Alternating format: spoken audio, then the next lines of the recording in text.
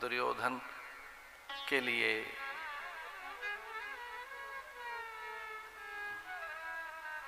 भयानक युद्ध हुआ था। विधवाओं को लेकर विदुर जी चले गए थे गंगा के तट पर। कृष्ण गए थे वहां, कुछ था ही नहीं साग के अलावा। उस जगह पे एक दो बार मेरा 2-3 बार जाना हुआ। एक साधक ने वहां मंदिर बनाया, मुझे जाना पड़ता है वहां साल में एक बार उस आश्रम में रहने के लिए। गंगा के किनारे विदुर कुटीर बिजनौर। मैं चकित हूं ये जानकर कि महाभारत काल का साग अभी भी वहां जीवंत है, अभी भी है। हर ऋतु में वो साग होता है, उसे बथुआ कहते हैं, अभी भी। कैसी कैसी चीज आज भी है। वो हस्तिनापुर देखो, खांडव प्रस्थ, इंद्रप्रस्थ, इतना सुंदर।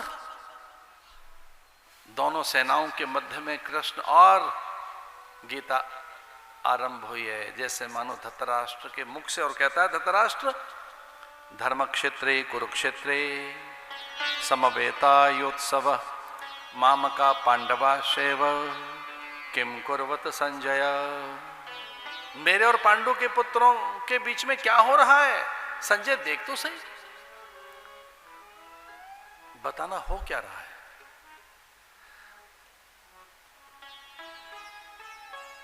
उत्तर देना आसान हो गया संजय को। अब संजय को उत्तर देना बहुत सुगम हो गया है, क्योंकि प्रश्न भी वैसा ही है, बड़ा आसान सा प्रश्न है। धर्म क्षेत्रे कुरुक्षेत्रे समवेता योत्सव। ये नहीं कह रहा है धृतराष्ट्र रणक्षेत्रे कुरुक्षेत्रे समर क्षेत्रे कुरुक्षेत्रे युद्ध क्षेत्रे कुरुक्षेत्रे। प्रश्न क्या है? धर्म क्षेत्रे कुरुक्षेत्रे समवेता योत्सव। जो इकट्ठे हुए हैं मेरे और पांडु के पुत्र, धर्म क्षेत्र में वहां हो क्या रहा है? संजय ने कहा, जब आपने ये कह ही दिया कि धर्म क्षेत्र में क्या हो रहा है, तो हे राजन, धर्म क्षेत्र में धर्म ही जीत रहा है, अधर्म हार रहा है। आपके पुत्र हार गए।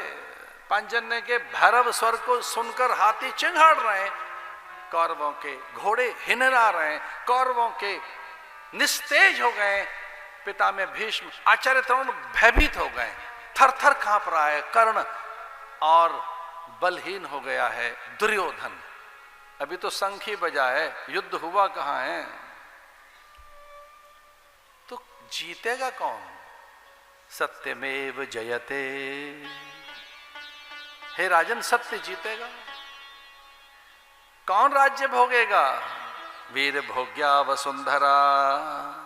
वीर ही वसुंधरा को भोगेंगे। और जय किसकी होगी? यतो धर्मस्ततो जय।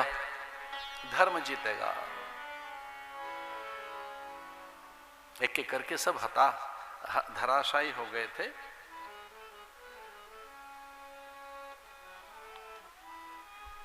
भगवान ने स्वयं उपदेश दिया था अर्जुन को।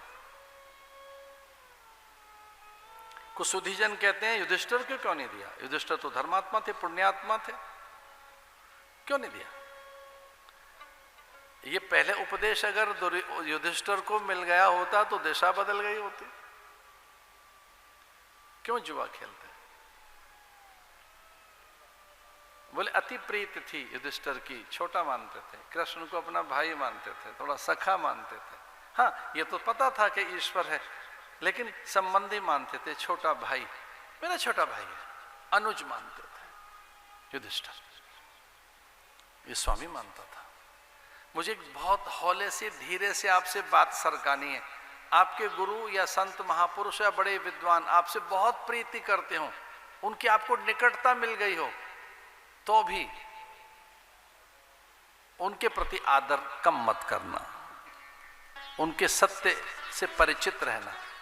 कई बार गुरु और संतों की, आचार्य ऋषि मुनियों की, महापुरुषों की निकटता मिलने के बाद हम बिल्कुल अपने जैसा ही उन्हें मानने लगते हैं, बिल्कुल वैसा ही मानने लगते हैं, हमारे जैसे हैं तो हम वैसे ही संवाद करने लगते हैं, वैसे ही हमारा स्वभाव, वैसा ही दृष्टिकोण, बहुत फ्रेंडली ट्रीट करने लगते हैं हम उनको। ऐसा मत करना। उनको समझना कि वो क्या है, अन्यथा तो बड़ी हानि होगी। युधिष्ठिर ऐसे ही रखता था। युधिष्ठिर में कभी ये बात आई नहीं कि ये भगवान हो सकते हैं, लेकिन वो लाभान्वित नहीं हो सके। तो भगवान को ही लगा कि मुझसे तो लाभान्वित होगा नहीं, तो मैं किसके पास ले चलूं इसे।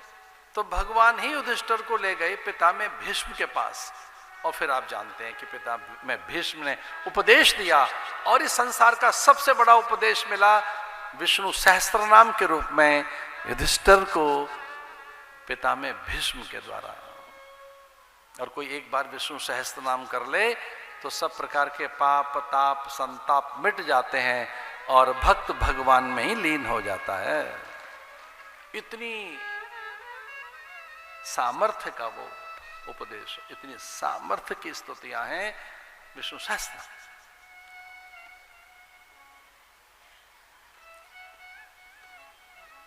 महाभारत का तो कौन वर्णन करे, पंचम वेद है वो तो।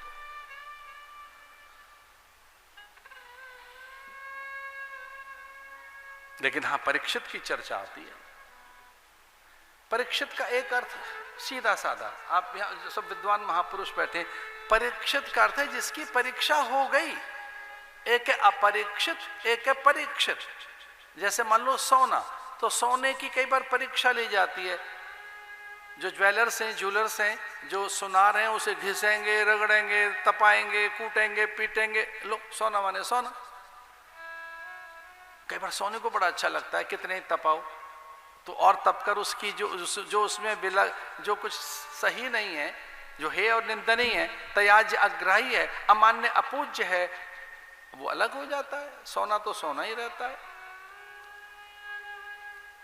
परीक्षित का अर्थ है जो परीक्षा में पास हो गया, परीक्षा में उत्तीर्ण हो गया है। अपरीक्षित का अर्थ है भी इसकी परीक्षा होनी है।